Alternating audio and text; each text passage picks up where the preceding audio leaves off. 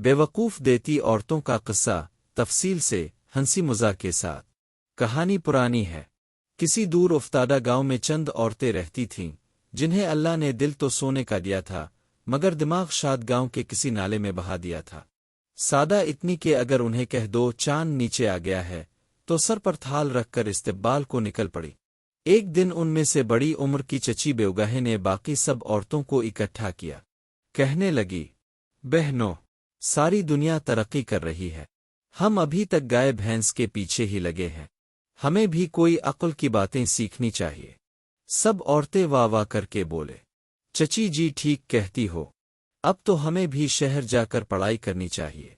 फिर किया था, अगले दिन गांव की मशहूर औरतें जैसे चची बेवगाहे, फुप्पो नीका, मासीलत और खाला छेमो सब ने अपने अपने झुगले संभाले और पाँव में पुराने जूते पहनकर चल पड़ी। चलते चलते उनका सामना एक दरिया से हुआ। अब दरिया को देखकर सब हैरान रह गए।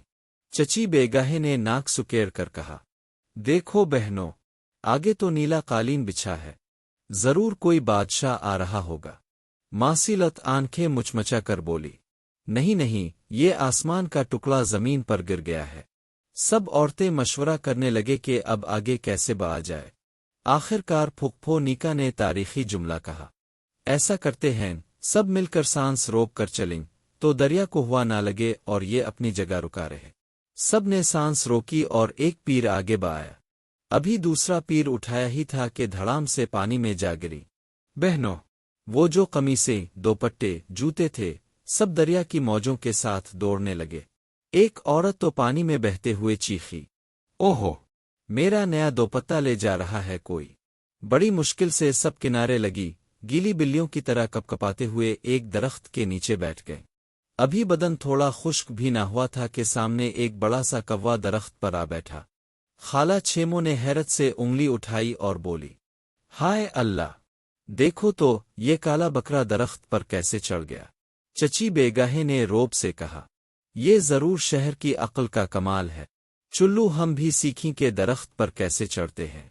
चुनांचे सब ने दरख्त पर चढ़ने की तैयारी पकड़ी। मासीलत ने सबसे कहा, सब एक दूसरे के कंधे पर चढ़ जाए, जैसे शादी पर हार पहनाते हैं ना वैसे। एक ने दूसरी के कंधे पर चढ़ना शुरू किया, दूसरी तीसरी पर, तीसरी चौथी पर, और जब पांचवी औरत ने छठी के कंधे पर कदम रखा तो सब धड़ाम से नीचे गिर, मिट्टी, घास और बालों में कांटे भर गए। मासीलत ने रोते हुए कहा, अल्लाह जी, ये दरख्त तो बहुत जालिम है, हमें कबूल ही नहीं करता। चची बेवगाहे ने बड़ी दानाई से नतीजा निकाला, बस बहनों, ये शहर की तालीम हमारी किस्मत में नहीं, हम तो पहले ही आलम फाजिल हैं।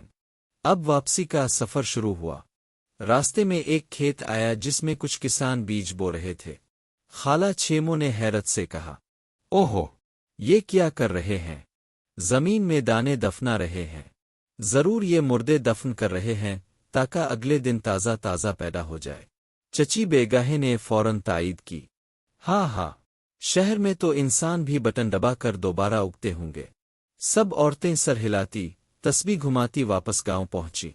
गांव वालों ने जब उनकी हालत देखी, गीले कपड़े, फटे दोपट्टे, खराश ज़दा चेहरे, तो सब हैरान हुए। पूछने पर जब औरतों ने अपनी अक्लमंदी के कारनामे सुनाए तो गांव में कोहराम मच गया। बच्चे हंसी से लू पोट हो गए, मर्दों ने सर पेट लिए और बूढ़ियां हंस हंस कर आंखों में आंसू ले आए। और यूं तय पाया कि जहां अक्ल ना हो वहां शहर की सैर भी जंगल की खाक चबाने जैसी है।